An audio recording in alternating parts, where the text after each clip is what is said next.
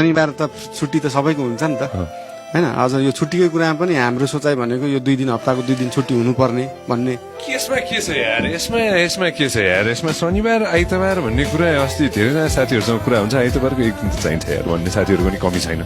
तपाईको 365 दिनमा जसले चाहिँ एक दिन पनि काम गर्दैन नि त्यसले चाहिँ के भन्छन् भन्दाखेरि 2 दिन बिदा भयो भने त केही कामै हुँदैन त्यस्तैले भन्ने। जसले साँच्चै काम गर्छ नि तिनीहरूले हप्ताको एक दिनमा पनि धेरै ठुलो काम गर्न सक्छन् क्या। तपाईको 2 दिन बिदा धेरै हिसाबले चाहिन्छ क्या। 2 दिन बिदा चाहिन्छ। अझ मेरो सोचाइ भनेको 2 दिन बिदा प्लस शुक्रबार चाहिँ पब्लिक ट्रान्सपोर्ट र साइकल मात्रै, अरू यो प्राइभेट गाडी बाइकहरू बन्द गरेर त्यो लेभलको पब्लिक ट्रान्सपोर्ट चाहिँ हुनु पर्यो। त्यो चाहिँ किन यार फेरि?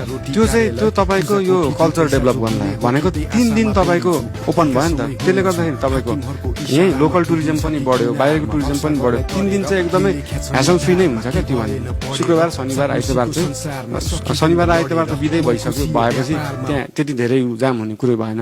शुक्रबार एक दिन चाहिँ सुरु गर्न सकियो क्या।